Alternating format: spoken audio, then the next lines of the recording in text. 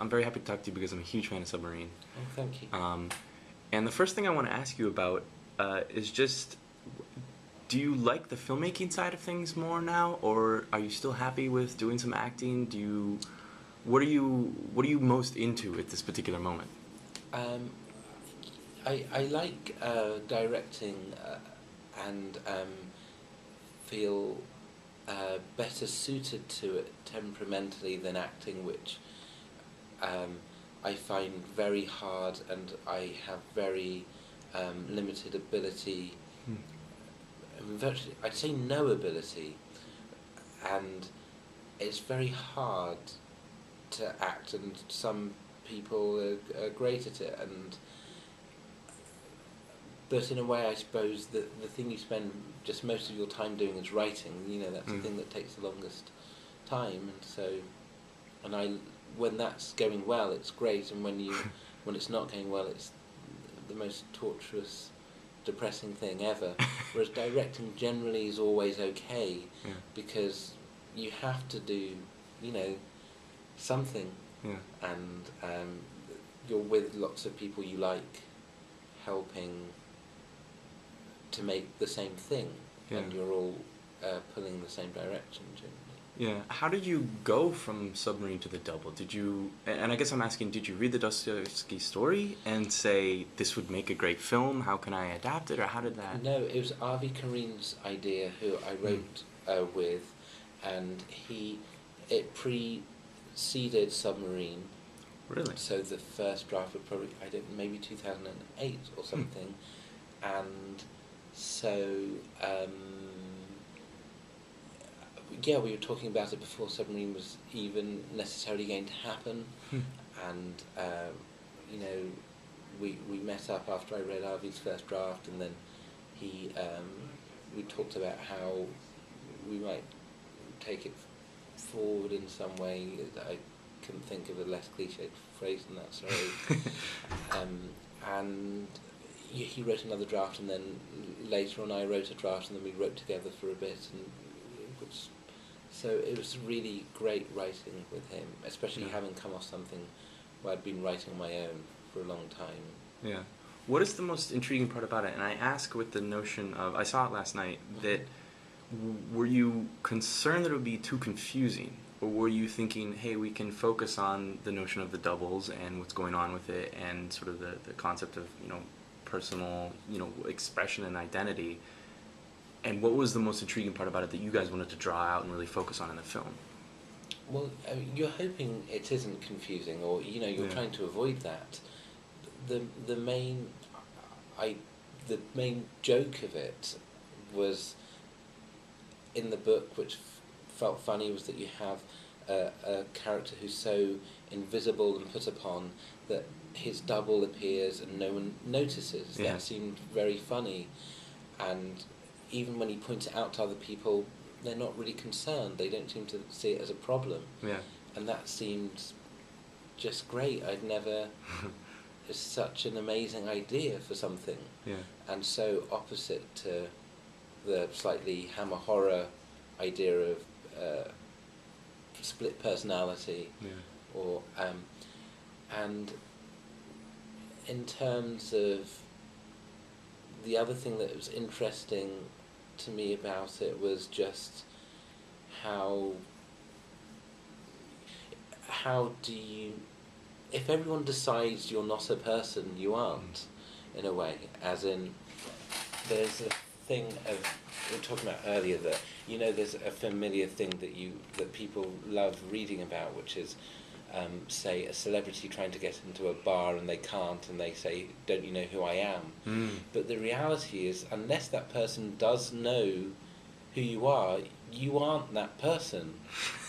Interesting. As yeah. in, you aren't Sarah Jessica Parker unless the person you're talking to knows you're Sarah Jessica Parker, in terms of achieving the result that you might want in that situation, which is for people to treat you like Sarah Jessica Parker. Right. If they don't know that, they will treat you like a woman Right. who's trying to get into a bar, and you're not allowed. And so, and your identity is in thrall to other people's perception of you, and that I think is an interesting thing to me, and funny if suddenly everyone decides they don't know who you are. Yeah. That seems very funny situation. Like, you couldn't argue your way out of it. There's nothing you can do. Yeah. You just would stop existing. Yeah. And to me, that is funny. Well, I like that there is so much levity in the film, and that there is the humor in such a dark story. Yeah. And Well, I think it. But that is, I think, the genius of Dostoevsky's stuff and Kafka. You know, the metamorphosis is an incredibly funny thing. You know, that's horrific, but it is reflective of how powerless you ultimately are, and you know, how small and lowly you are is quite funny.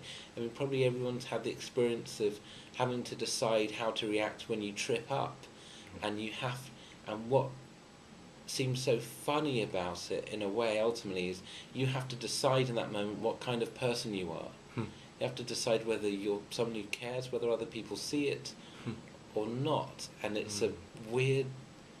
It's so funny that you're trying to moderate other people's reactions in that moment. You go, I'm not going to be the kind of person who's faced by this, so everyone else can see I'm pretty okay with tripping up, and I can laugh at myself, and we're going to go. But how that dialogue about how you present yourself to the world is entirely ridiculous and funny, and you know, it's what Curb Your Enthusiasm and Seinfeld's about. You know, it's like, how do you negotiate your perception with other people, you know, the kind of absurd image you project. Yeah. Why? Well, I love the way that the humor just is a part of it so perfectly in your films. I think that's why I love the two films you've made so far. Is that just it's such an, like, there is no need for it to be put out there. It just is like in there, even in the way they act and the way you shoot the scenes. Right. So I guess my question in relation to this is, why Jesse Eisenberg?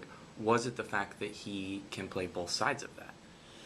Well, it was that he could do those two characters, and there are people you could think of who'd be good for one but not the other.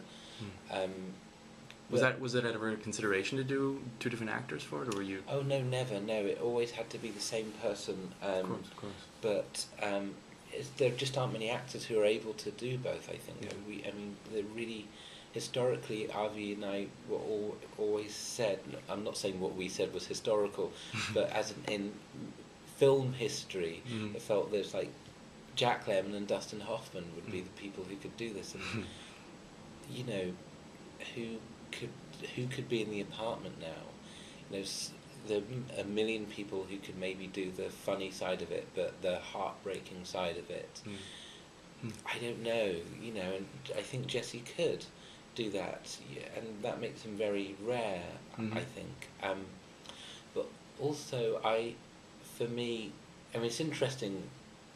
Obviously, De Niro's one of the greatest actors ever, but it's interesting how, you know, now him doing all of this comedy, but it seemed that was present in everything he did, like Johnny Boy, like really frightening, really funny. The stuff about him saying, don't embarrass me in front of my friends, calling them his friends is so absurd.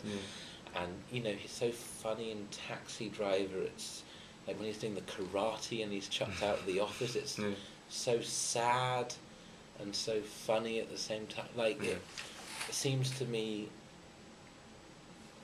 one of the most, the things that, you know, makes you really like something, or it's why I love Catcher in the Rye, that it's the saddest book in the world, and it's the funniest book as well at the same time. But it's not like there's a funny moment and then a sad moment.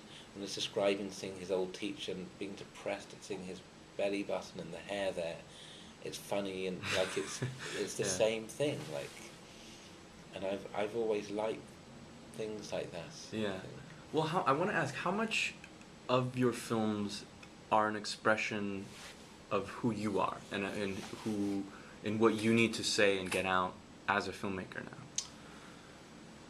now? Well, I know, I'm reading. Have you read these Orson Welles dinner transcripts I don't that think have just so. come No. out? That Peter Biskind edited. It's a funny book. You can only sort of. I find there's a quote on the back with Steven Soderbergh saying, "I read it all in one go." I can't read it in one go because I find it so brutal. The kind of feeling that you're spying on someone, that I can Right. only read it in small guilty chunks. Right. And you know, he has this great phrase where he says, "I can't talk about stuff that I'm doing because I'll come over all coy," and it's sort of impossible to. It's like it's really hard, I find, to talk about myself seriously, because I spent my whole life trying not to talk about myself seriously, Right. because it's the last thing you would do in a conversation. Right. Like if you meet someone, you don't just go, okay, let's be serious and let's talk about this. Right. I find it so hard to do naturally, because it always felt like a very impolite thing to do, to say, to just talk about yourself. Yeah. Just seemed rude. But you know, you probably can't prevent it reflecting you, because it bears the marks of your limitations and interests. And you know, I was really interested and obsessed with this, and so yeah, it's something I really am interested in, and you know, spent 5 years working on, and so, but I always remember this thing Hubert Selby Jr. said, which is that in good writing, the ego of the author should be invisible, and hopefully part of the idea of when you go through something is that you hope it isn't just like you would be talking, because you hope it goes through something where the characters exist in a real way and are defensible on their own terms, and you do it to slightly. I was saying maybe to Jesse that one of the ironies possibly is that I'm sure, you know, everyone has this, that you know, you choose a thing, like say you want to be in a band, or you write or do those things because you're probably not very able to be articulate in other ways, and are shy and find it difficult to interact with people, and so you do this other thing which is your way of being able to do a thing without having to be confident and exist in a normal world, because you naturally feel slightly apart from things, and as a consequence of that thing you then have to react in a real world way about the thing that you did, in order to not have to react in a real world way. So yeah, it's kind of the White Stripes song, A Little Room. Okay. That's the story of things, isn't it?